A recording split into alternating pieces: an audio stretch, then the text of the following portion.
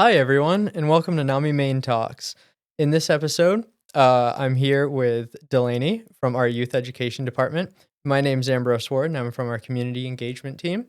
And we're going to be talking today about hope, help, and strength around the holidays. Obviously, we know it's a very stressful time for Mainers, especially. It gets very stressful, and mental health comes into play largely with seasonal affectiveness disorder. But we wanted to come on and give you guys a few tips and tricks on how to kind of jumpstart your holiday season and make it the most relaxing it can be. I think holidays or the holidays is one of those like buzzwords that people either have a really positive or negative association with. Like Oh, I yeah. know for college students, it's like winter break and it's a break from work study jobs, those Hmm. extracurriculars or like campus activities. And for other people, it can mean spending time with family members, whether they're family members that you enjoy or maybe family members that you don't really enjoy. Hmm. But it can also be reminders of grief or changed traditions within the family. So being mindful of like all of the different ways that holidays can affect people and the different emotions that can come up and talking about how we can kind of work through some of those and make the holidays more. Yeah, definitely. And I love the topic that you brought up about how important it is to college students, especially because you're still taking classes. I graduated last year, so we know the importance of the winter break for college students. And it is a break from not only just classes, but like you said, work, study, campus activities, groups, clubs, organizations. I mean, the average college student just has so much on their plate that the winter break is really just needed just to like get adequate sleep for once. Yeah. Yeah. So when I think about the holidays, I think about obviously the break from school, Oh which yeah. is important, but also finding ways to actually give myself a break because Hmm. I know like most of my friends are also coming home from college. So I have these like X number of days and I'm like, okay, I'm seeing Sam on this day and Sarah on this day and Hannah on this day. So trying to find ways to like spend time with the people that I care about and engage in meaningful social activities, but also maintaining my social battery Mm. because I'm the type of person that like once it's gone, it's gone. Yeah. And I'm like a wet rag for the rest of the day. Oh yeah. Um so I've been working on kind of setting some realistic expectations with my time. So trying to create like a list of things that I want to do, whether it's like Yeah. seeing certain people or doing certain things and then using that list as like a starting point of like I want to do these things and then if something else comes up, if I'm invited to like a Christmas party or a gift swap, I don't know, whatever it might be, uh, finding ways to say yes or no based on Mm. how I'm feeling in that moment. Yeah. And I love what you were saying about coming home from college, all of your other friends are also coming home from college and everything like that. And everyone's moving around and everyone has so many things on their plate. It is really stressful to try and figure out, like, okay, I have to see all of these people and do this in one day. And see my family Oh, and yeah. take time for myself so that I actually have a Hmm. break. Yeah, exactly. It's real stressful. Another stressful thing about the holiday season, which I'm sure everyone is always so tied into, is the financial aspect of the holidays. Obviously, this season is a season of giving, and giving often requires some financial amount, but there are ways around that. There's obviously handmade gifts. Doing things like that. You can also try to um, better structure where you're going to be spending money around the holidays to see if you can figure out there are areas that you can maybe hold back on, stuff like that. Um, but kind of echoing what Delaney just said, you really do want to make a list of things for the holiday season, things that you need to do and things that you want to do. Things that you need to do can be like get gifts for family or finish off the Christmas list of shopping and stuff like that. Or it could be need to do decorate, or it could even be need to do reach out to family, like list off who you need to call or even just send them a text, and then have a list of things that you want to do. So, like, if there's a new movie that came out on streaming that you wanna watch, if there's a new book that you just got, um, even if it's just like, I want to take 30 minutes to just listen to music and not do anything, that is so incredibly helpful, especially around this time of year. That's important. I like that you Mhm. brought up making time to call people too, because we can be generous during the Yeah. holidays with more than just our money, right? We can be Mhm. generous with our time, our talent, um, our financial ability too can tie into that. But even just spending time with someone, even Yeah. though I just got done talking about how I don't want to spend time with people, so I sound like the Grinch. If my friends are listening, I do want to spend time with you. But finding ways to do that that also respect our boundaries. So the Oh, yeah. holidays should be something that are enjoyable and not an added source of stress, even though I know they can be. Yeah. Especially with the weather. I know it snowed here this Mm. morning, so when I woke up, I was already, like, kinda stressed, and then I went outside and looked at my car covered in ice and snow, and I was like, "Awesome. Perfect." Yeah.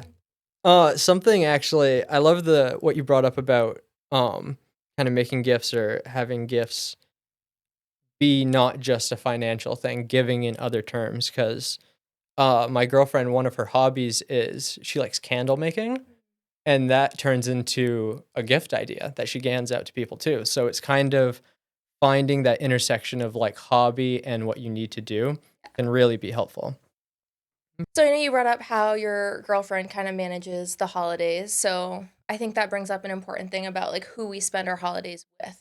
So Mm, sometimes that is people that we love and enjoy their company, and sometimes that's people who we're encouraged to spend time with, even if we don't necessarily enjoy their company. So I think finding ways to be prepared for those types of interactions is important. mhm. So maybe your family members or friends are the type that will bring up politics or appearances or things along those lines. So having things that you can say in those moments when those conversations are brought up to kind of change the direction can be super helpful. So some that I usually come prepared with to family holidays are like favorite books that I'm reading or like Oh. shows that I'm streaming, things that I enjoy and that maybe everyone can kind of contribute to that conversation Mhm. instead of just a few people who are really passionate about the topic. Yeah. Um, Maybe it's also new hobbies that you're trying out or different life changes. So like if you started going to school, if you stopped going to school, if um bought a new car, anything that's like big or small that you Yeah. can share can help to kind of change the direction of that conversation. Mhm. And also even just outright setting those boundaries when those conversations do come up of like, "Hey, Uncle Randy, like I only see you twice a year. I'd love to spend this time catching up as opposed to talking about politics." Yeah. Yeah. Kind of setting that stage for I want to talk to you and I want to have this conversation, but I don't want to have this conversation about what you want to have it about. Yeah. And I think you bring up a great point about it is important to connect and have those conversations and talk with your family, even though, you may not be super excited to do it. It is important to connect with them. And I loved what you brought up about just bring up something else. Like talk about a book, talk about a car, talk about what you're doing this weekend or something like About the that. weather. Yeah, exactly. Anything other than politics or things like that. There's some like thing, but there's like a few things to avoid for every like family gathering or Yeah. whatever, and politics is always number one. Yeah. Yeah. I think especially during a stressful time like the holidays, any conversation that's going to bring up additional stress Oh yeah. is just like better left avoided. Yeah. Yeah. And I mean, just getting stress from the holidays without family. Yeah. Yeah. Uh, Another thing that always comes stressful around this time of year, especially in Maine, is the weather. Now, Mainers, we're very much accustomed to lots of snow, lots of ice, lots of sleet, and lots of slush. Um, but as we know, it can be pretty harmful not just to our cars and our streets, but also to our mental health. Um, seasonal effectiveness, seasonal effectiveness disorder, SAD, impacts Mainers pretty heavily. Um, and that is just basically when there's a decreased amount of vitamin D that we are taking into our bloodstream. And so there are certain ways around that. Even though it's cold and even though the sun may not be shining, it is incredibly important to try and get outside, even if it's just for a few minutes. Walk the dog, just like go down, walk and see the Christmas lights or something at night. But it is really important to get outside and just to get that breath of fresh air. Um, Another thing, something that my therapist actually recommended to me with the decreased sunlight is there are these like sun lamps that you can I get. have one of those. Really? Yeah, I don't Do you use like it. it? I don't Okay. use it. I should use it. Maybe I I'll was gonna start say. using it. My therapist like set one up and was like, "Isn't it so nice?" And I was like, "I don't think it's doing anything." Yeah. Um, and something that I do in my personal life is just go and get vitamin gummies. Like at Target, you can go and get vitamin D gummies for like $5 and you can just get a little package of them. And it really does help me out a lot. It helps keep your color, helps keep you from getting sick, um, helps from getting migraines. It is just really helpful to try and stay on top of that because if your mental health starts to decrease, that's when your physical health will also start to decrease as well. Ambrose, you had mentioned getting fresh air as a way that we can take care of our mental health ongoing. Mhm. But that's also one of those things that you can do in the moment if you feel overwhelmed or like Yeah. you're struggling, especially in the cold air. It can be really grounding to just like leave whatever warm, hopefully warm space you're in and go outside and get like a breath of that really cold, snowy, whether you enjoy it or not, fresh air. But there are also other things that you can do in the moment to kind of ground yourself and bring yourself to an emotionally more comfortable place. Yeah. And those are things like counting. So for some people, it can be helpful to count backwards from 100 by like threes or fours, something Yeah. that makes you think about what you're doing and kind of can distract you from whatever you might be feeling. Mhm. There are also things like the 5, 4, 3, 2, 1 grounding activity. And that is where you use your five senses to kind of ground yourself in the current moment. So, Oh. naming 5 things that you can see, 4 things that you can feel or touch, 3 things that you can hear, 2 things that you can smell, and 1 thing that you can taste.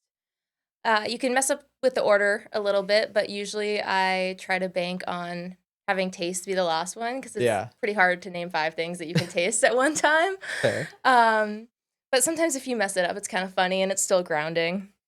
But there's also different ones, like there's a rainbow one as well. So picking the colors of the rainbow and then naming as many different things in the room that you can see that fall under those rainbow categories.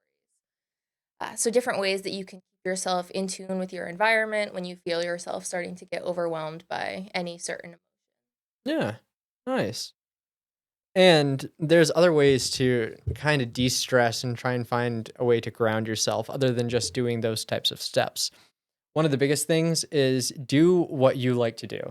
If you have a hobby, do that hobby whenever you're starting to feel stressed or you're starting to feel restrained around the holidays. I know with me, writing is very therapeutic. I don't know about you, but Yeah. yeah, either like journaling or or if you have like I remember in high school I used to if I had like a bad day or something like that and like I had an argument with like a certain teacher or whatever, I would go home and like write an email to that teacher, Yeah. like a really angry email, and then I would just like put it in my That's drafts. my favorite thing. Yeah, yeah, and it is just really therapeutic to be able to get those emotions out. So I think, really around the holidays, creative outlets are really helpful to have. Whether it be writing or drawing or painting, singing, music, there's so many ways that you can find a way to express yourself creatively that also will help you to get those emotions that you're feeling that's really kind of bogging you down. It's really helpful to get those out and constructive somehow. Yeah. Sometimes through those activities, you can also find ways to connect with others. So maybe you Yeah. spend time creating music or listening to music with a friend. Just any way that you can get that like connection aspect Yeah. as well can be helpful. Mhm.